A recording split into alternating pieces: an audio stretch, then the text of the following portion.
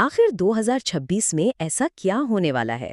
ایک بہت مشہور کارٹون ہے دی سمپسنز، جس نے کئی دہائیاں پہلے کچھ ایسی باتیں کی تھیں جو آج ہمیں حقیقت لگ رہی ہیں۔ تو آئیے دیکھتے ہیں کہ اس کارٹون نے ہمارے مستقبل کی تصویر کیسے بنائی۔ 30 سال سے بھی زیادہ ہو گئے ہیں اور یہ شو پورے دنیا کی ثقافت کا حصہ بن چکا ہے۔ ہر نسل نے اسے دیکھا ہے، اسے پسند کیا ہے۔ لیکن سوال یہ ہے کہ کیا یہ صرف ہنسی مذاق تھا یا ہمارے آنے والے کل کی کوئی جھلک؟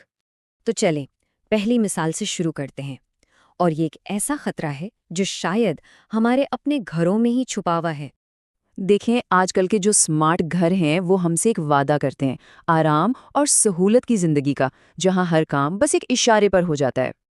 مگر کیا ہو اگر یہی ٹیکنالوجی ہمارے خلاف ہو جائے؟ سوچیں ذرا، اگر کسی کا اپنا گھر ہی اسے قید کر لے تو۔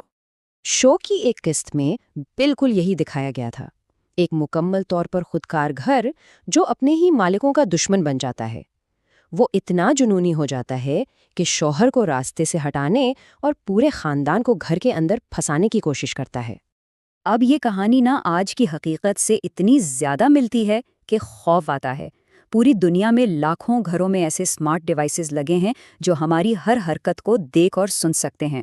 اور یہ صرف کہانی نہیں ہے، اصل دنیا میں رپورٹ سامنے آئی ہیں کہ کمپنی کے ملازم لوگوں کی نجی فوٹیج تک دیکھتے ہیں، اور ہیکرز نے تو ان کیمروں کو کنٹرول کر کے لوگوں کی پرائیویسی کو شدید خطرے میں ڈالا ہے۔ اچھا، تو یہ تو ہوا ایک ذاتی انفرادی خطرہ۔ اب گھر سے نکل کر ذرا بڑے پیمانے پر دیکھتے ہیں، یعنی ایک معاشرتی خطرے پر نظر ڈالتے ہیں۔ طاقتور اشرافیہ کے راز۔ شو میں بار بار ایک خفیہ بہت طاقتور گروہ کا ذکر آتا ہے جو پردے کے پیچھے سے پوری دنیا کو چلاتا ہے۔ اب اس کی گونج ہمیں کہاں سنائی دیتی ہے؟ جیفری ایپسٹن جیسے کرداروں سے جڑے حقیقی اسکینڈلز میں۔ ایک خفیہ جزیرہ جہاں دنیا کے بڑے بڑے لیڈرز اور مشہور شخصیات آتے جاتے تھے، اور ایسے سنگین جرائم جن پر قانون کی گرفتی ممکن نہیں لگتی۔ کارٹون کی کہانی اور حقیقت کے الزامات میں ایک بہت ہی پریشان کر دینے والی مماثلت ہے۔ تو اس سے سوال یہ اٹھتا ہے کہ اصل طاقت ہے کس کے پاس؟ کیا ان لوگوں کے پاس جنہیں ہم خبروں میں دیکھتے ہیں، یا پھر ان پوشیدہ ہاتھوں میں جو قانون سے بھی اوپر ہو کر کام کرتے ہیں؟ یہ اب صرف ایک کارٹون کا مذاق نہیں رہا، بلکہ یہ ایک ایسی حقیقت ہے جو طاقت اور کرپشن کے گہرے تعلق کو ہمارے سامنے لاتی ہے۔ اور یہ پیش گوئیاں صرف معاشرتی سازشوں تک ہی نہیں رکتیں، ان کا دائرہ تو اور بھی بڑا ہے، اتنا بڑا کہ پوری دنیا کو اپنی لپیٹ میں لے لیتا ہے۔ بات ہو رہی ہے ہمارے سیارے کے ماحولیاتی بحران کی۔ شو نے مستقبل کی ایک بڑی خوفناک تصویر دکھائی تھی جسے پلاسٹک پلانٹ کہا جا سکتا ہے۔ ایک ایسی دنیا جہاں زمین پر مٹی یا پانی نہیں، بلکہ انسان کے اپنے ہی بنائے ہوئے کچرے کی ایک موٹی تہہ بچھی ہوئی ہے۔ اور سچ پوچھیں تو یہ منظر اب صرف کارٹون کا مذاق نہیں لگتا۔ دنیا کے بڑے ادارے کہہ رہے ہیں کہ اگر ہم ایسے ہی چلتے رہے تو آنے والی چند دہائیوں میں دنیا میں پلاسٹک کا کچرا 3 گنا بڑھ جائے گا۔ یہ تو اسی خیالی دنیا کو حقیقت بنانے والی بات ہوئی۔ اور مسئلہ صرف زمین پر کچرے کے ڈھیروں کا نہیں ہے، ہوتا یہ ہے کہ پلاسٹک ٹوٹ کر اتنے چھوٹے ذرات میں بدل جاتا ہے کہ نظر بھی نہیں آتا۔ انہیں مائکرو پلاسٹکس کہتے ہیں۔ یہ ذرات ہماری ہوا میں، ہمارے پینے کے پانی میں شامل ہو کر سیدھا ہمارے جسم میں جا رہے ہیں، اور ریسرچ نے یہ ثابت کیا ہے کہ یہ ذرات ہمارے خون، پھیپھڑوں اور یہاں تک کہ دماغ میں بھی پائے گئے ہیں۔ ان کے لمبے عرصے میں کیا اثرات ہوں گے، یہ تو ابھی ٹھیک سے کسی کو معلوم بھی نہیں۔ پلاسٹک کے بحران کے علاوہ شو نے ایک اور ماحولیاتی خطرے کی طرف بھی اشارہ کیا تھا۔ وہ یہ کہ گرین لینڈ کی جو برف پگھل رہی ہے، اس کے نیچے دبے ہوئے پرانے وائرسز دوبارہ زندہ ہو سکتے ہیں۔ اور آج کل دیکھیں تو یہ پیش گوئی روزانہ کی خبروں کا حصہ بن چکی ہے۔ گرین لینڈ کی برف واقعی بہت تشویشناک رفتار سے پگھل رہی ہے۔ اس سے نہ صرف ساحلی شہروں کے ڈوبنے کا خطرہ بڑھ گیا ہے، بلکہ سائنسدان بھی اس بات پر متفق ہیں کہ ہزاروں سال سے برف میں جمے ہوئے قدیم وائرس اور بیکٹیریا دوبارہ ایکٹیو ہو سکتے ہیں۔